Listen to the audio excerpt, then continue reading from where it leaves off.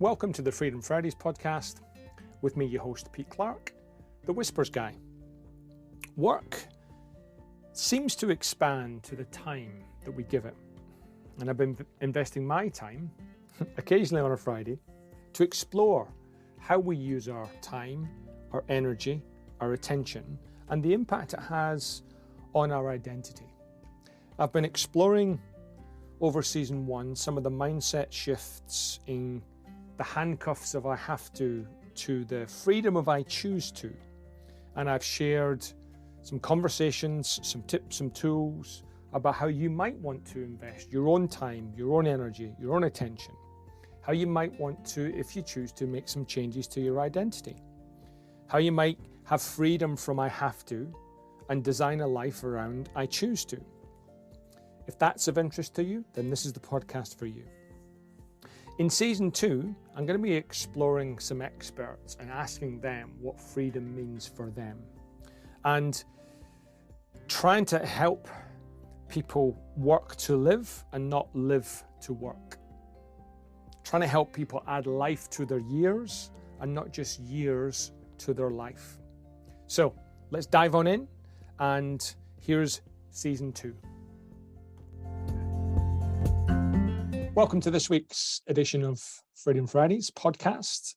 It's a very special conversation, this one for me, because I started this a couple of years ago, and my very first guest was a chap that I'd met through professional circumstances. We've become mates, and he's back again. So he was not only my first guest, but he's my first repeat guest.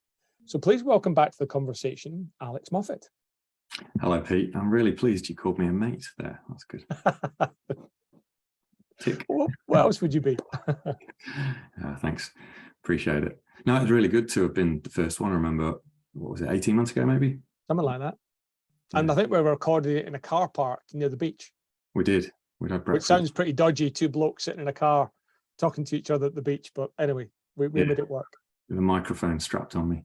That's right. Yeah, it's good. So yeah, now in the comfort of our own homes, and we can do it this way. It's good. Yeah, cool. So before we kind of spoiler alerts here, let me open with the question. Given it's the Freedom Fridays podcast, how has freedom changed for you in the last 18 months? It's changed massively. So I remember talking with you on the previous one around how I think I started not so long before that a compressed fortnight. I'd had my Fridays every fortnight that were freed up through that. And that was my creativity time to work on the magic and the storytelling and weaving the magic into the messaging and speaking that I was on a journey to start that business then. So that was great. And I found that because I had that focused time where the day job's there and I had just that time to do it, I did it. And I was using that time wisely and forcing myself into that. And now, so I was made redundant. My role was made redundant back in June of this year. And so I've gone through this journey of having loads of free time, loads of freedom, but that's starting to scare me a bit because it's almost too much where you start to lose the sense of purpose that you had. The head's not in the game as much as it was. And so I kind of now cherish those moments that I did have where I was in work and working busy and had structure.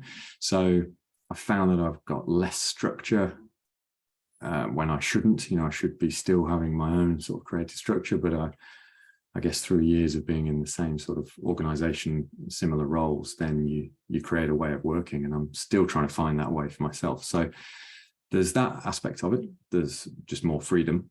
But is it too much is the question at the moment. If people hear me say I've got too much freedom, like I said to a mate the other day, he was like, I would love a few months off. So, it's, you got to be careful what you wish for, haven't you? But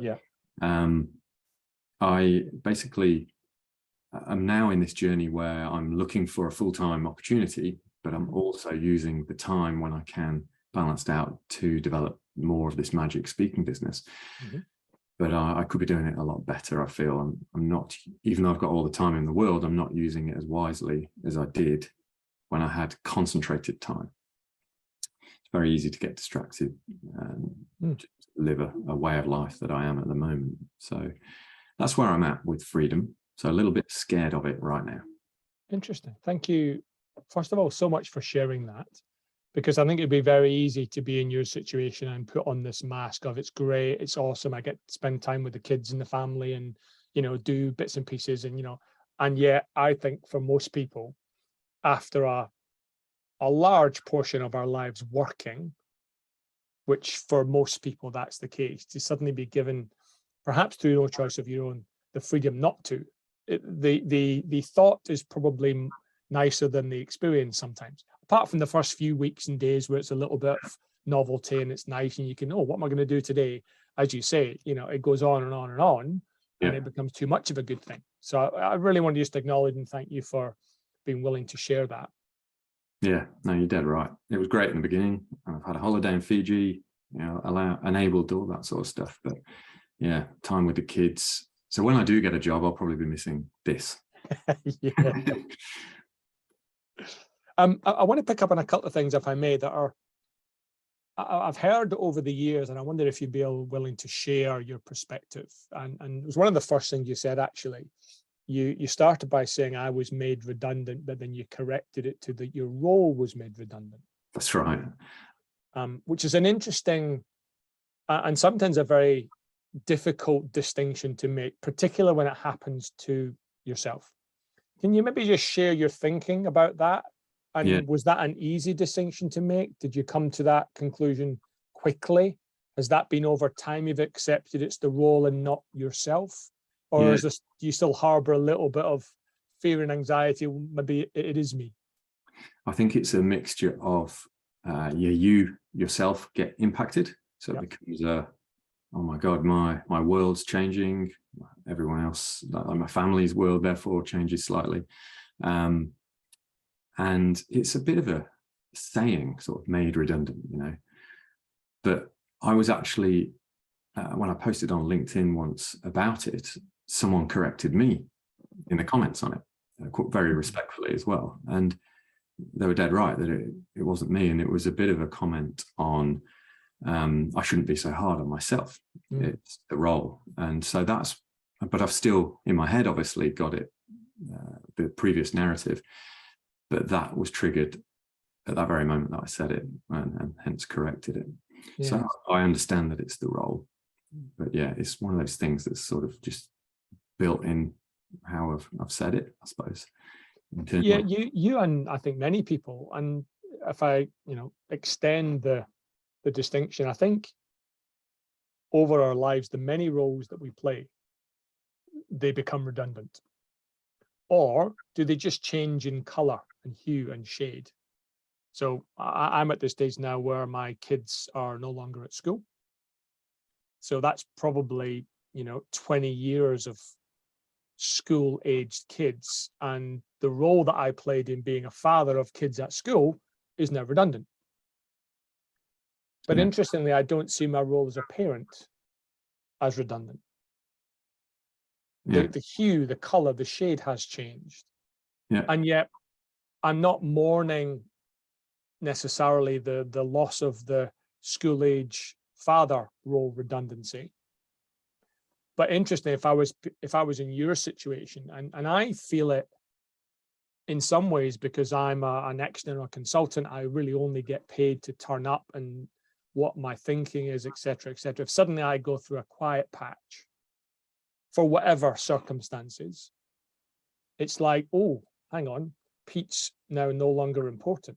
And I have the same feeling sometimes about Pete's no longer worth it. Pete's no longer good enough. Pete's now redundant, as opposed to the roles redundant, because I know that's not the case. There must be hundreds of thousands of solopreneurs, entrepreneurs, consultants like you and or I that are busy on every single day. You walk into any hotel, anywhere in the country, anywhere in the world, and all of the meeting rooms are booked up with stuff. Yeah. So I wonder if you have any thoughts on that. Yeah, I can see it in the roles that I've had in former employer, where the job that I started, even with the same title, wasn't the job that I finished. Yeah. Because the business changes, the people change, the regulation changes, Royal Commission comes in, changes things. So things like that cause your role to have a different edge to it, and the hues, things like that. But of course, I grew in that role as well in leadership. So things that I was doing at the beginning as a leader, I wasn't doing so much at the end as a leader either. So it's like development and growth, isn't it? And things come and go on the journey. The same way with, all the things I used to do when the kids were little that I don't do so much now. Although we've just got a puppy, so I'm finding myself doing things, doing the baby talk that was redundant. But that's all come back. So we, as things come into our lives and change and adapt, we evolve as well, don't we? Yeah. It makes me smile that I think puppies and babies are probably the world's most immediate state changers. Yeah, that's right. In the first week we had him, he's called Magic, by the way. Oh, brilliant. I spent the whole week, at the end of the week, I was like, what would I have done, with my week? Got all this freedom, obviously, but I actually thought there was such a distraction that I wondered what I would have been doing. Yeah. If we hadn't had that dog. Fascinating. Yeah. What kind of dog is it? It's a cavoodle. It's a toy cavoodle. So quite popular. My wife's got the allergies, so it's one of those good with the allergies. Right, cool. I'm also intrigued by one of the things you said at the start. Given this is the Freedom Fridays podcast, that you said, and I don't want to labor on it, I don't want to take it literally, I'd love to explore it, but that you're now a bit scared of having too much freedom. And yet in previous positions, like you talked about your mate going, I'd love to have a few months off. Can you just share that distinction? Where is that line that you've consciously or not crossed, where one side of the line, freedom, was an ambition, whereas the other side of the line, freedom, is now a constraint? I think I'm still trying to find the balance of this magic business, speaking business, with finding the role. And I think as time has gone on, it becomes a little bit more worrisome on when is it going to materialize. And the magic speaking business is not something that's going to take off overnight. I'd love it to, but it's just slowly building. So it's that, I think, a mixture of worry about when things are going to happen. So I'm doing, hopefully, and I'm told, the right things during the week to make things happen. But that actual line probably was in the last month, I would say. It's a bit, I thought things will have happened by now, and they haven't. So therefore, I had these ambitions and goals and things like that haven't quite gone as fast or come as fast as I wanted them to. So therefore, that's then started making me feel like I really would rather, that less freedom and be in that role, as opposed to continuing to enjoy it like I was at the beginning. And so had those expectations that you set yourself, and I would possibly even argue a little bit blindly, because that's, what some of the goal setting methodology suggests, dream big. Having had those expectations that you set not met, now is it the resistance to the speed or the goal that's causing the scariness around freedom? Probably the speed. It's Christmas is around the corner. So it's a time thing for me. That's the worry. And my biggest problem is that I'm trying to balance the two things. So really, in my head, I go, well, should I just put the magic to the side and gone all in looking for a job, may or may not be in a full-time job now, pick up magic again on the side and continue where I was 12 months ago. Or the other side of the coin, I could have gone all in on the magic speaking business, and would that have grown and been further ahead in the curve than it is now? So I think I've probably hindered myself a bit by trying to balance the two, and that's part of the lack of structure that I've had, I think, as well. So if I'd have done things differently, I probably would have gone, right, putting down the magic for a bit, let's just knock down for the role, and then still continue to, when I've got that, still continue to just build the magic on the side as a side hustle that it's always.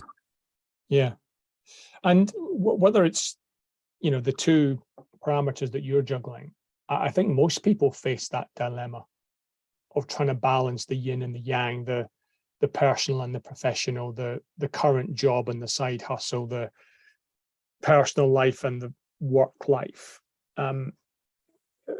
Anyone that's balancing or trying to, and my perspective is it's rarely ever in balance. It's probably an oscillating, a to and a from, and a toggling between. We just hope that the toggling doesn't get too extreme. I think sometimes. Are there any, and it's been a short time for you so far, are there any hints or tips that you'd give to others who are seeking balance between two potentially competing priorities? Any mistakes that you've made that you wouldn't do again, or anything you're still working on that's work in progress that you can't really report on, do it this way, don't do it that way, but it's sensing, it's giving you some sort of sense of how to balance those things? Yeah, and it's good that you feel it's been a short time so far, because it from your perspective, because it feels like a long time to me. From June, and then just a few months prior, obviously it feels like it's been going on forever. So things I would have done differently are, early on in the process, I probably would have taken myself out of the house a bit more, and actually, because while I've got my magic room / study type area, which I love being in, and the kids come and go from school with school holidays and getting COVID and things like that, there's been a lot of, I'd say, noise and distraction in the house over the past 3 months, because we've had holiday, we've all had COVID. It's not been a consistent thing like I was used to. So I probably would have taken myself out of the house, and whether that's going to one of those shared workspaces, like WeWork, which I was thinking about this week, or just the local library or community centre, shared office, just something that would have given me that purpose to go, right, I'm there for 8 hours, whatever it is, this is what I'm going to get done in that day. That's what I would have done earlier on. So that's something I'm just yesterday, in fact, gone, right, that's what I'm actually going to do now, and just test it out a couple of days a week, see how that goes and what it's making. And certainly while the school holidays are on as well. Yeah, definitely a good time. What else? Probably just decide what long term is the best for you, your family, financially, etc. And go, right, well, what's the priority long term, as opposed to the dream and the passion can take over emotionally and go, right, that's what I want now to happen. So, but long term financially, it's probably better to go that way. What's better long term financially? And just cement that with the job searching. If they were in a similar position, if someone's already in a role and they've got a side hustle, then it would be in spending an hour a day building up that side hustle outside of work. So just keep chipping regularly. If you can do the compressed week or fortnight like I did, then with the place of work that people are at, then that's really good. So that was going well a year or two ago. And the extent to which you've considered the long-term position that you'd like to be in, how much of that do you think is colored by your current position? Yes, because it is that what I'm wishing for right now, you see. So it's hard to see that. But then, talking with my wife back then, that's what she could see, because she's not got this passion for the magic like I have. So she could see the very simple, well, it's just about getting a job, isn't it? And just don't worry about the magic for now. Yeah. So, but I've had the time and resources, and still have the time and resources from my role being made redundant, to not worry too much. But it's crossed that line, I feel now, with Christmas approaching, where I kind of have done things differently. Yeah. And just to explain to some listeners who are perhaps not, we're recording this in Australia, the reason Christmas is such an important milestone for us here is normally as you move into early mid-December, things close down a little bit, certainly on the recruitment side. January is a big summer holiday, lots of public holidays and times, and really things only really get back up to speed February time. Yeah. So often the position, not always, but often the position, certainly in Australia, is that if you don't get the role by December, it's probably February, March. Yeah. So that's the concern, right? Yeah, it is, because then you're on the sort of home stretch of, well, I am personally, just after almost 10 years in ANZ, I'll be on the home stretch of really then needing to find something before having to make changes. Yeah. And have you, just picking up on that, have you thought about doing anything different, as in not from a career or a longevity or a financial position, but just doing something completely different that Alex Moffat would never have considered? And he's not doing it for money. He's purely doing it just to get out.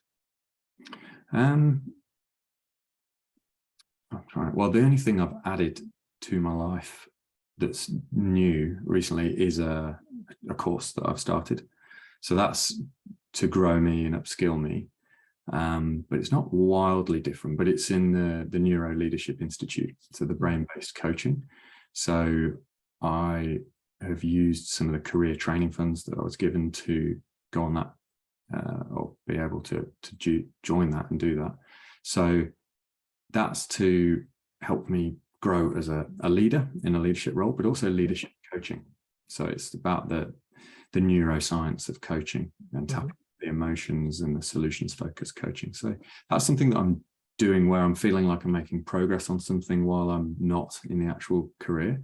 So regardless of what happens, I'll come out as a more well-equipped person at the end of this, and with new skills. But also I really like the idea of coaching people, having some coaching clients one-on-one as well, to do on the side at some point, if it's not a career in coaching. So there's that. In terms of other things that are wildly different, I've not thought of anything completely strange. I still do my exercise outside, a lot of running. The reason I'm asking is because, and this is, well, hopefully you might find this kind of funny. It wasn't intended to be funny, but I enjoyed the experience when so the same sort of thing happened to me, although it was probably more of a choice to leave the business I was in 6-7 years ago and go out on my own with no clients, no pipeline, nothing. And I've kind of been fortunate that it's worked out. I'm still around 6 years later. In one of the local papers, there was an advert or a request for middle-aged white men to come and act as extras on TV shows. Right. So I applied, thinking nothing is really going to happen, because what would they need that for? And ironically, I got a couple of extras gigs, and it was $100 a day. I didn't do it for the money. There was no money. It was actually a waste of money in some ways, but I had a really interesting time doing something that, had I been working full time, I would never have done, because I didn't have the time. And I got maybe, once I'd registered and they'd seen that I could speak English, etc., whatever they wanted in particular. I got I probably got about, half a dozen phone calls within the first week. Wow. And it was an interesting experience in just doing something completely different, not for any other reason than just experiment with someone that was not outside my comfort zone, because I quite enjoyed that aspect of, performance, but that I would never have considered doing, because financially I couldn't. Yeah. I couldn't give up a day to sit around being an extra to, walk through a camera screen 8 times for $100. And it took, 6 hours to do it. So I couldn't do it. But I did that, and it petered out after a while because I got busy. But it's something that I really enjoyed, and I'm glad that I did it. And I'm wondering if there's anything like that for you, where you kind of go, I wonder what it's like to be an Uber driver. I wonder what it's like to deliver pizzas. I wonder what it's like to, I don't know, sell Christmas cards on George Street for the homeless children of Australia. Yeah. And I'm kind of making it up here, but I wonder if that's crossed your mind to do anything like that. Yeah. I chatted with another magician in Sydney a couple of months ago, having a coffee, and he does Uber driving and loves it, just daytime, not nighttime. And he also, when he was going through a bit of period where he needed to raise some funds, he did courier delivery.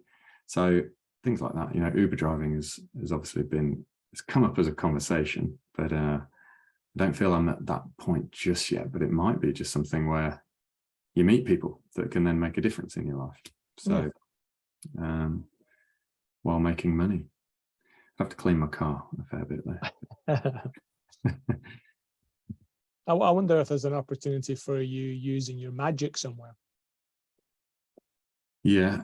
Schools, old people's homes, supermarkets. I read that there's the TV program Old People's Homes in 4 Years, that sort of idea. That there's now a new one about old people's homes and teenagers, where the benefit for both, there's something in that, there's something that connects us. I'm wondering if there's other ways you can utilize your magic. That's a good idea. I started when I was sort of 15, 16 with a mentor of mine in old people's homes doing magic, watching him entertain them. And he was almost of that age himself, entertaining them. And I then came in as this little teenager doing it. So that would be a lovely thing to do. And then I had a gig on Saturday night, and a lady came up and asked for my card and then said, my father's dying. Would you mind doing a private performance to him?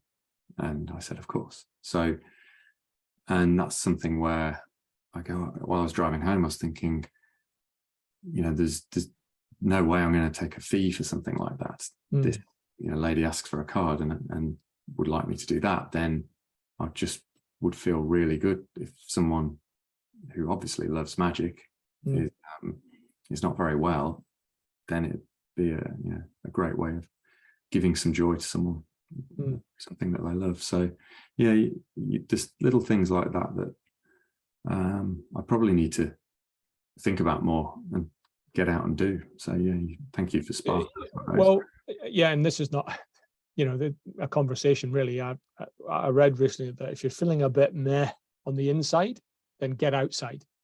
And it's far easier to act your way into a different way of thinking than it is to think your way into a different way of acting.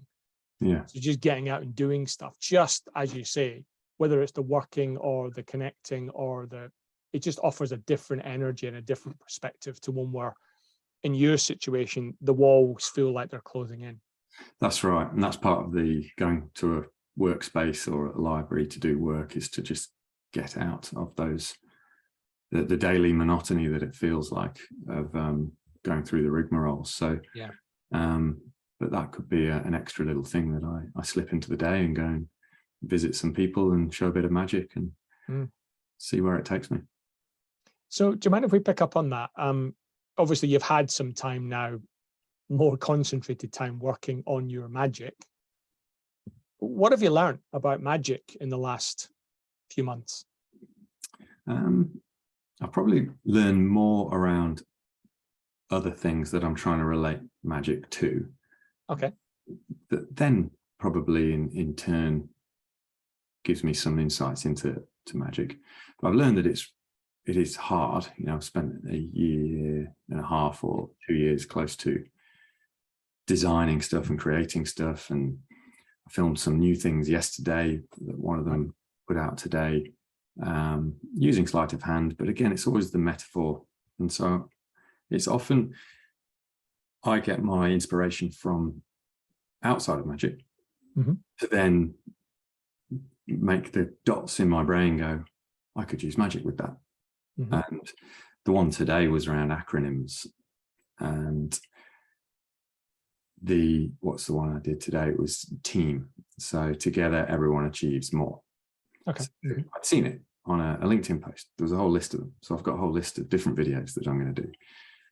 And it was, well, how can I change that team and reframe it into the together, everyone achieves more using magic? So it's a switch, a change, a visual change from it, but it's a reframing of that into this meaning. So, and that was from that inspiration of just seeing the acronym. But that's probably where I've learned more on how to, whenever I see something, I'm applying the lens of magic through it. Right. And then recalling all my knowledge of magic that's at the back of my brain there, just coming to the front based on what I'm seeing. But it's got to have certain principles involved. So, can it be changed? Is it something that's transforming and changing? Because that's a magic related thing. Is it something that's held or stretched or strong or heavy? These things, you can always apply some kind of into it. So I'd say I've spent more on that than I have on the magic in the last few months. And interesting. It's crossed my mind because I've got some new books recently, and I'll walk past the bookcase, sit in the room next to the bookcase. Should I be going back into the magic to then see what happens the other way around? That's probably how it started 18 months to 2 years ago on researching the books and then seeing what came from that. But now I'm digging more into magic being a supporting thing. So I need to have the inspiration from outside of it to begin with, I think. For me, I think the magic, if we accept that we're in a very noisy environment, there's so much stimuli and noise and information hitting our senses. What the magic does is it makes it visually and cognitively memorable. So it's more likely to stick. I'm more likely to remember, even if it is a simple little trick that you go, it took me 20 hours to perfect that and it shows up in 3 seconds. That's right. I get that. But for the listener, for the receiver, that memorability means it might just stick front of mind longer than it used to. That's exactly right. And that's they may then be able to apply it a little bit more. Yeah. And understand it and receive the message just that little bit stronger or differently. And that's what I'm trying to convince people with my journey at the moment, that it is about just having that message well received with clarity, and it sticks. So they'll recall it months, years later through some means. They'll see something that resembles what they saw in the past and go, oh, I remember that guy did a trick there. But if it's a message that a corporation, organization is trying to have conveyed to their people, then it's got to be something that's easily remembered. And anything visual is always remembered. Brain receives it 60,000 times faster when it's a visual than anything else. And our brains take in something like 90% of everything we take in each day is visual, of course, because we're just looking around at things all day. So, but when you add that layer of magic to it, and illusion and deception and that psychology, then it just taps into something up here, doesn't it? That makes people have that sense of wonder, surprise, joy, humor, but also, how's that happening? What's just happened there? It just sort of just disrupts them just slightly to then go, right, that's different and it's visual. So that's what I'm trying to convince people on this journey. So, and it's interesting that's whenever you see magic done or you experiencing it, and the YouTube videos that I've watched, the magic that I've experienced, when someone produces magic, often the question, I would say, I'd be interested in your view, but I would say 99% of the time is, how did you do that? Mm. It's a how question, but it's said with a wonderment, a curiosity, an awness of, wow, how did you do that? Mm. And I think we talked on our last one about sometimes not wanting to know as well. Mm. Potentially we spoke on that. But yeah, there's always that, because if the magic's rubbish, then it's a case of, oh, I see how I did that. I see how I did that. So it's then just kind of, there might be a message in it, or the trick might be nice, but it just sort of overtakes the rest of it. If it's just obvious how it's done, it becomes a reveal in a way. So the magic still needs to be good and fooling, but I still say that's secondary to the message. It's just, or the entertainment side of things. Right. But if the magic isn't fooling, then that comes to the fore, because that's the thing people talk about. So you see it on comments on YouTube clips. People will go, I can see he flashed between his fingers there, or, you know, he switched the card here. You know, they, right. no matter how skillful it was, that's what they remember, that it was, that they've worked it out. So it still has to be strong, but the message is the most important thing. There's a couple of things that's triggered for me, specifically about magic. One is, I remember seeing there was a Penn and Teller, who are probably one of the world's greatest magician duos, and they had a show set up for magicians to try and trick them, who know every trick in the book, to see if they could fool the magicians. Mm. And then the second thing was, I think it might have been a UK program called The Masked Magician, who actually, the show was all about showing you how the tricks were done. Yeah. So it was a US guy.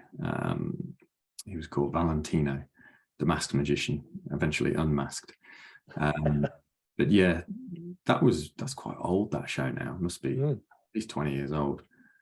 And yeah, that was the biggest sort of first time people were revealing effects. And then of course, YouTube now, there's lots of magicians make lots of money on YouTube and TikTok revealing magic.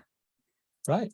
Yeah, they'll film an effect and then they'll show it on another post, you know, from this angle. And people get a look inside the workings of the magic. And of course, that gets heaps of views and engagement. So magicians, a lot of them out there are making a lot of money revealing right now. So yeah, but with the Penn and Teller angle, their show was, like you said, designed for magicians. So not so much like the Got Talent shows, where they're not created for magicians, they're created for every entertainer.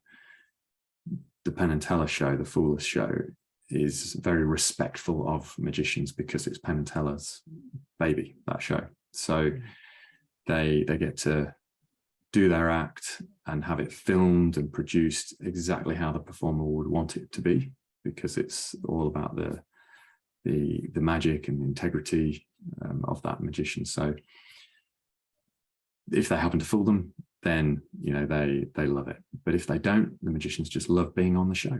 Yeah, they get to do their act and just perform in their theatre in front of Penn and Teller is just a dream for many magicians anyway. So it really becomes not about, I must go and fool them. It becomes, I'm going on their show, and if I fool them, it's a bonus. Yeah, and I'm assuming in your world, the Penn and Teller are up there with some of the top people that you'd want to be inspired by and inspiring of.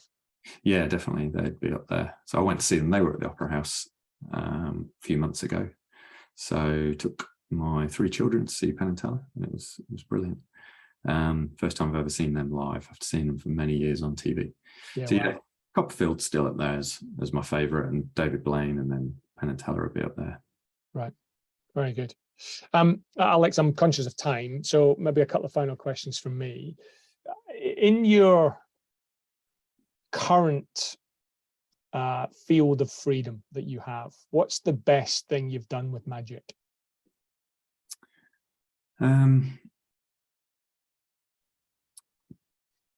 Probably what I feel I'm doing is different from what, there won't be many of me in the world doing this. So what I feel I'm doing is creating things that have magic involved that haven't been done before. So the creativity aspect of it is important to me. So some of the stuff, obviously, the ideas I get from books, and I have used certain props and things like that that aren't mine. But for example, the one I posted today, what are we on, 28th September today, that's a creation of my own.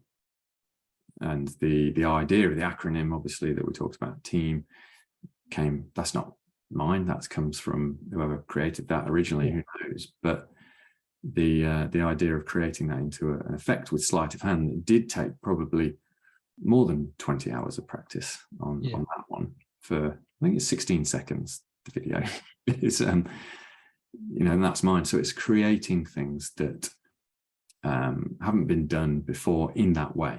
So magic as a supporting message for speakers is not new. That's out there. It's been out there for a long time, big in America. But these short bursts of short message videos, we don't see that often and at all. So certainly for the short ones, consistently as well. So that's where I feel what I've done with magic is creating things that haven't been done before. Yeah, it would appear to me that the effort required for the return is not necessarily commensurate with 1 for 1. 20 hours for a 16-second clip. That's extraordinary. The good thing is, though, is that piece of sleight of hand has probably been used in lots of other things by me. So it took that long, and now I don't have to practice it so much. So a few little bits of practice, and then it was done. My son Zach doing the filming. So probably 10 minutes of filming, making sure he's getting the right sort of positioning and things like that, and then putting it together on the editing. So but that actual piece of sleight of hand was used by the world champion in his world championship winning act in 2017 or 18, a guy called Eric Chien. He then went on to win Asia's Got Talent with it, and as part of his act, and then also America's Got Talent. He got to the semi-finals using this little piece of sleight of hand as part of his bigger act. So it's grown legs, and then now gets these little snippets and showcasings in lots of different things. Cool. Where can people get hold of you? Where can they check out your magic stuff?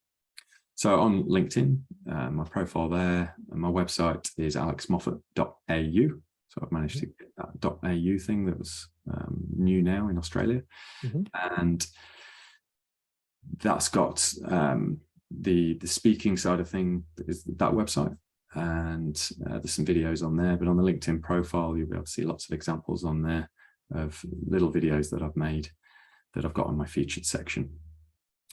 Great. So, well, we'll put all those links into the show notes. And just to perhaps lighten our ending here, some quick fire questions for you, if you would indulge. What's your favorite magic prop? Pack of cards, I would say. It's not necessarily a magic prop, is it? It's playing cards, but it's what I love the most in terms of my magic. Okay. Favorite suit? I tend to wear, as a magician, I've got the casual look, black jeans. No, I meant favorite suit in a pack of cards. I did wonder why, because a magician, we have multiple suits, you see. Yeah. Special pockets and all that. Yeah. So that's where my mind went. Yeah, that's funny. Favorite would have to be hearts, wouldn't it? Hearts, okay. And favorite card? Playing card. Yeah, in hearts. Probably the Queen of Hearts, I would say. The Queen of Hearts. Very good. And given the freedom that you're now experiencing, what's a maxim that you are trying to live by?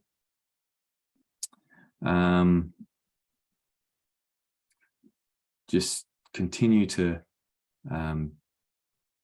be present for my family. Cool. Well, I think on that honourable and authentic comment, Alex. We'll pause our conversation. Thank you so much for turning up as my second guest. Thank you for having me And I back. appreciate you sharing some of the vulnerabilities and what you're going through right now. Yeah, thank you for all those questions, and I appreciate it. Thank you for having me back. Cheers, Pete. You're welcome. Cheers.